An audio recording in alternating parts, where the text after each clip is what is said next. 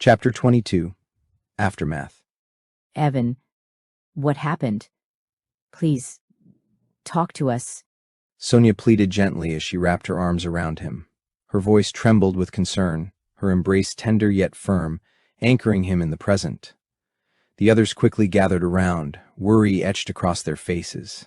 Whatever had transpired during that meeting, it had shaken Evan to his very core. Moments after the encounter with Christine, at Evan's urgent insistence, they had teleported back to the safety of their city. He hadn't explained much, only that they needed to put as much distance as possible between themselves and her.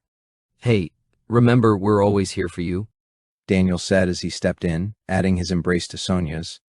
no matter what." And just say the word, and I'll smash my guitar over that evil bitch's head. Tina chimed in, trying, unsuccessfully, to lighten the mood. Still, her presence added warmth, her jest a sincere expression of solidarity. Evan was trembling, visibly, violently. None of them had ever seen him like this, never in all their time within the simulation. He seemed hollowed out, as though Christine had reached into his very soul and pulled at something sacred. The group huddled around him in silence, holding the space, letting it be what it needed to be. Minutes passed. Slowly, almost imperceptibly, the shaking began to subside. Unknowingly, his friends were channeling energy that Evan himself had once given to them when he awakened their consciousness. He could feel it now returning to him like the warmth of a long-forgotten sun, but he didn't want to take it from them, not like this. He gently broke from the embrace, drawing a deep, shaky breath. It was time to speak. "I need you to understand," He began, his voice still raw. "she's not like anything we've faced. What I saw, what she did." He trailed off for a moment, the memory threatening to crush him again. But he pushed through and told them everything. The horror, the manipulation, the twisted display of power that had unfolded in that bright little cafe like a scene from the deepest corners of a nightmare. When he finished, the group sat in stunned silence, unable to fully process the monstrosity he had just described. It was Sonia who finally spoke, her voice steady, resolute. Then you have to learn what she did, whatever it takes, Evan, because that monster has to be stopped. The others nodded in agreement, their eyes now lit with purpose. I'm with Sonia. Tina said firmly. I'll never forget the moment you woke me up. From that instant, your mission became my mission too. She paused, lost in the memory of those first, disorienting days. They were hard. God, they were hard, but I wouldn't trade them for anything. Before, I thought my music came from my soul, but it didn't. It was empty, false, a reflection without substance.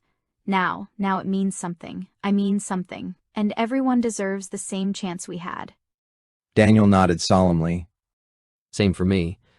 When I woke up, it was like stepping into sunlight after a lifetime underground. I thought I loved my animals, my farm, but it was all routine. Now I feel it, every moment, every breath. And you should see Betty when I feed her. That cow has been touched by this miracle too, I swear it.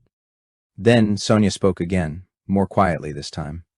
Those first days were tough, brutal even. But Evan, for me, it was even harder because you were the one who woke me up.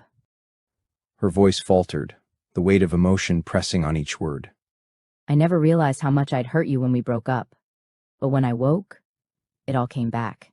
Every word, every selfish moment, like a tidal wave of guilt. I'm so sorry, Evan, truly. Evan stepped forward and pulled her into a gentle hug. "Sonia, relationships are complicated. You didn't do anything wrong. Pain is part of it, part of life.